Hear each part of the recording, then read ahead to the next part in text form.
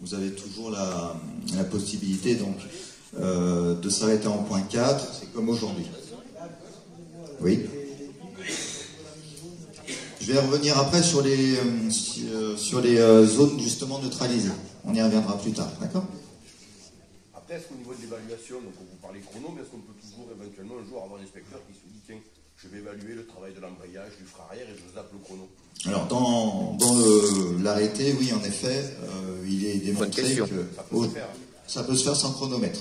Aujourd'hui, en harmonisation pour le département de l'Isère, on utilisera un chronomètre. À moins que M. Drouin veuille... Non, c'est d'ailleurs une position au niveau régional.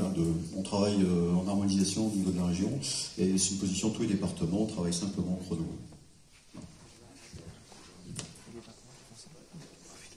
Y a-t-il des questions sur cette manœuvre 2? Oui. Le freinage d'urgence. Donc, le candidat va faire un demi-tour. Alors, ne restez pas sur le schéma actuel qui est... bon, ils ont dû éditer comme ça parce qu'il n'y avait pas le choix. Mais le candidat pourra, on va dire, faire ceci, repartir par là, tant qu'il ne dépasse pas le premier cône. Limite du cône. Que ça soit clair. Donc, il fait un demi-tour. Il repasse entre ces deux cônes. Demi-tour ensuite au bout du terrain. Et il fera son freinage donc d'urgence. Donc pareil, hein, c'est les mêmes modalités. Piste sèche, il s'arrêtera avant la ligne C5, et piste humide, il s'arrêtera avant la ligne C4. L'action du freinage reste la même à partir de la ligne C6. Petite particularité où il faudra qu'il arrive. Alors là, on va différencier les catégories. C'est-à-dire que on aura pour les catégories A1 une vitesse lue au radar de 45 km/h, et pour la catégorie A2, une vitesse lue au radar de 50 km/h. Donc toujours pareil, hein, activation du frein à partir de la ligne C6, et donc le candidat, en fonction de la piste, s'arrêtera en fonction des lignes C4 et C5. D'accord? Avez-vous des questions? Ouais. Oui. Pardon. À l'aller, est-ce qu'il faut bien claquer la troisième ou pas avant le demi-tour? Alors, très bonne question. Donc, en effet, la troisième vitesse, vous le verrez plus tard, mais on va en parler de suite. Donc, la troisième vitesse doit être toujours enclenchée donc avant le freinage. D'accord. À l'aller. Pour l'aller. Bah, pour l'aller. Oui. Avant de faire le demi-tour. Bah, après, alors, à l'aller, il utilisera la vitesse qu'il souhaite. C'est au retour. Au retour, s'il souhaite utiliser la troisième, il devra utiliser au minimum la troisième. Mais à l'aller, non, il fait comme il veut. S'il veut rester en première, reste en première. Oui, monsieur. En ce qui concerne les 3 pieds par terre, oui. Si ça se passe bien dans l'allure lente de la machine, c'est-à-dire au déplacement de la moto, ces 3 pieds, on est bien d'accord, tout confond jusqu'à la fin. Alors, c'est les 3 pieds qui va être utilisé pour de la manœuvre 2 à la manœuvre numéro 6, tout à fait. D'accord, donc l'inspecteur, il faudra bien qu'il mémorise aussi, c'est un travail. Ah, mais ça, vous inquiétez pas, on va être formés, on va les former sur le terrain. Caméra. Oui, oui, non mais... Voilà, exactement. Non, mais ça, vous inquiétez pas, c'est notre métier. Hein,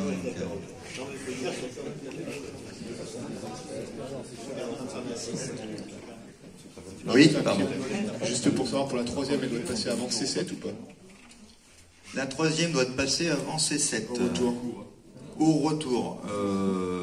Il n'y a pas de C7. C'est la ligne C6. C6. D'accord.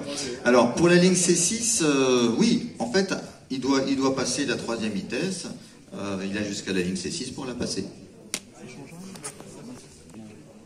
Non, la C7, ça c'est... Alors, la C7, on va y revenir plus tard, hein, justement, juste après. Non, ça c'est pour le freinage, pas de ligne C7, d'accord? Ça sera plutôt pour le côté slalom. Mais ça, j'y reviendrai plus tard.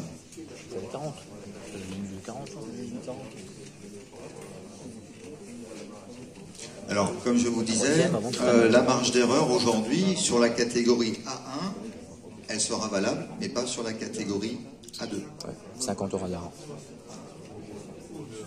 Alors, voilà, nous, notre vitesse lue, s'il est à 50 km/h, c'est bon. S'il est à 49 km/h, vitesse radar lue par l'inspecteur, ça ne sera pas valable. Deuxième essai.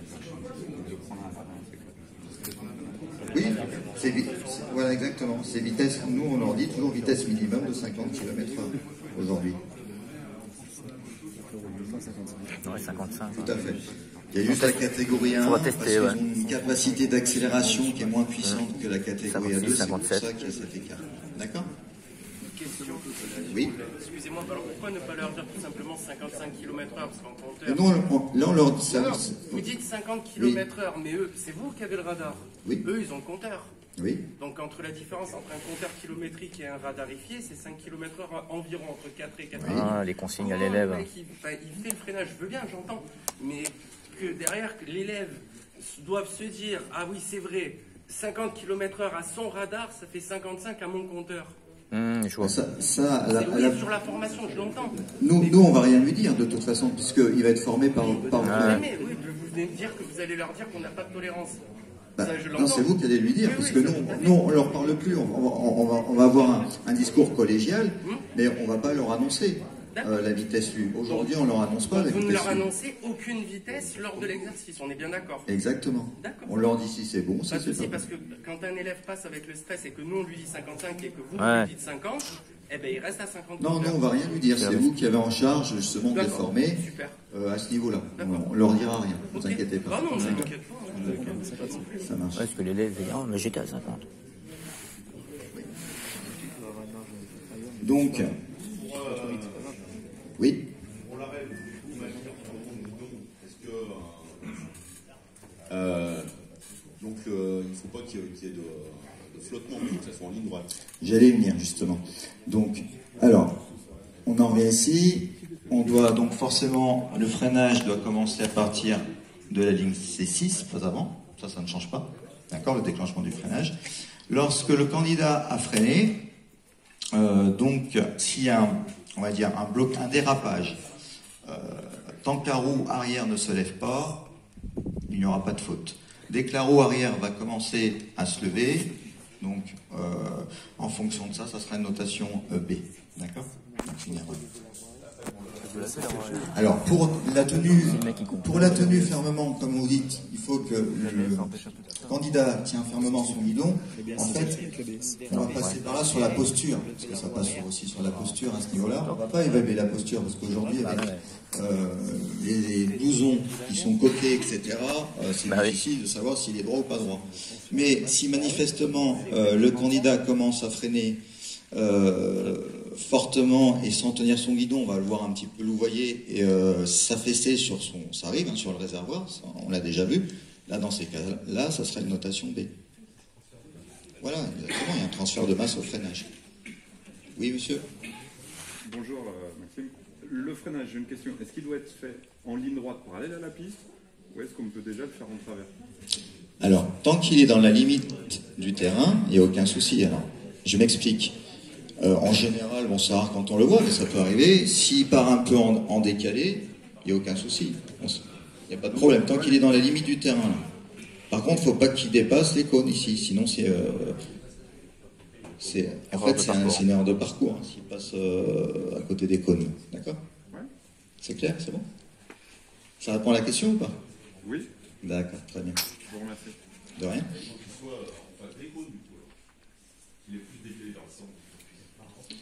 Il faut qu'il soit en face des cônes, c'est-à-dire lesquels cônes? Oui. Oh oui, peu importe, exactement. L'essentiel, alors après, attention, comme aujourd'hui, hein. Je reviens là-dessus sur le freinage. Une fois qu'il va freiner, donc il va s'arrêter, on va dire, en ligne C5, avant la ligne C5 sur une piste donc sèche, s'il est de travers, donc du coup, le passager va monter, bah, après il se débrouille, hein. Nous on n'interviendra pas, il n'y a aucun problème. D'accord? Y a-t-il d'autres questions? Oui, s'il vous plaît. Oui. Est-ce que c'est toujours la ligne, on déclenche le freinage ou s'il est à bonne vitesse, il peut freiner avant? Alors, Ouais. il déclenchera son freinage qu'à partir de la ligne C6, d'accord, qui est ici.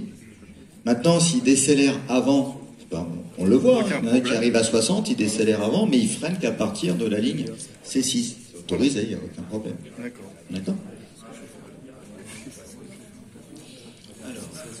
Ensuite, donc, on va passer à d'autres questions, c'est bon. On va passer à la diapositive suivante.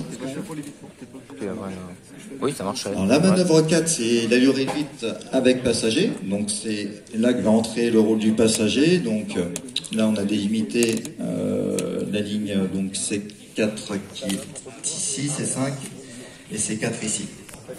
Alors, le passager monte et le passager monte.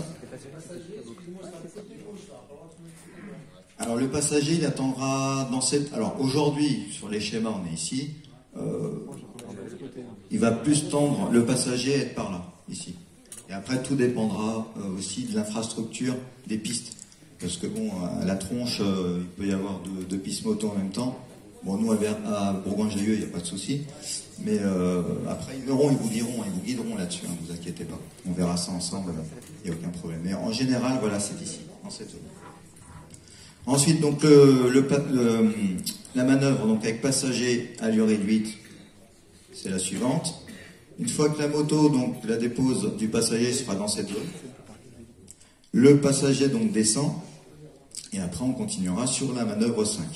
Donc, petit rappel, hein, il est strict, vous le voyez en nouveauté, hein, mais en nouveauté, mais c'est plutôt un rappel, il est strictement interdit pour le passager de communiquer avec le candidat en dehors de la phase de montée et de descente de la machine. Bien entendu, ce que vous faites actuellement.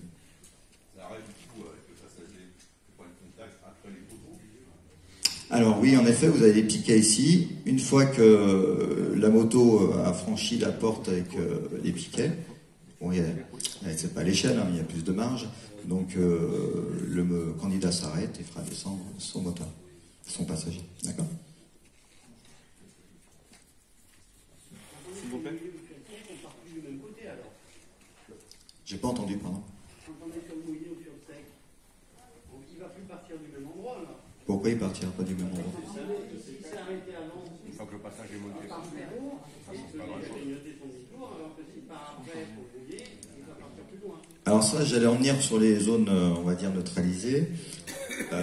En fait, aujourd'hui, si la piste est humide, il va avoir en fait un décalage entre la piste sèche, en effet, et la piste humide. Donc, de toute façon, on prendra en compte, nous, la roue arrière, point de contact, en fonction de la ligne soit C4 ou C5. C'est-à-dire que, je m'explique, donc on va dire, là il est en mode, on va dire, arrêt piste humide, il s'arrête avant, ça arrive. Un bon freinage, il peut s'arrêter largement entre ces, on va dire qu'il est ici. Et bien il aura jusqu'à le point de contact de la roue arrière en zone neutre. C'est-à-dire qu'il pourra poser un pied s'il veut, retrouver son équilibre, aucun souci. Ça répond à votre question? Oui? S'il vous plaît. Vous avez peut-être prévu d'y venir. Alors attendez.